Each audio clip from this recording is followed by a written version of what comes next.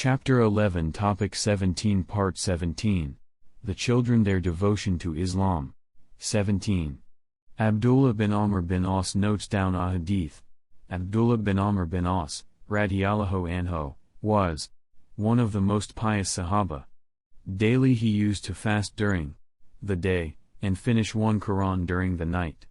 The Prophet, sallallahu alaihi wasallam, restrained him from this excessive devotion and said, "You will get weak by daily fasting, and your eyesight will suffer by keeping awake every night. You owe some obligation to your body, the members of your family, and those who come to visit you." He says, "The Prophet, sallallahu alaihi wasallam, then advised me to take not less than a month to finish one Quran. I said, 0, Prophet of Allah. This is too little. Let me make full use of my strength while I am still young." He then reduced the period to 20 days. I kept on repeating my words, and the Prophet, sallallahu alaihi wasallam, continued reducing the period, till finally I was permitted to take 3 days in finishing one reading of the Quran. He had a collection of the Hadith compiled by him, which he had named Siddiqa, true.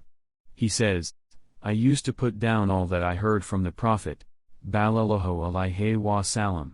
People once said to me, the Prophet, sallallahu alaihi wasallam, is after all a human being, and many words uttered by him in anger or humor are not meant by him.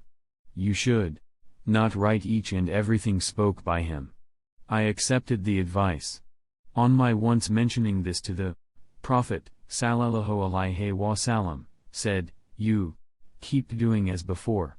By him who holds my life in his hand, my lips do not utter anything except the truth, even in anger or joy." Abu Hurairah, radiyallahu anhu, says, "No one has narrated about the Prophet, sallallahu alaihi wasallam, more than me, except Abdullah-bin-Amar. This is because he used to note down what he heard, while I relied on my memory.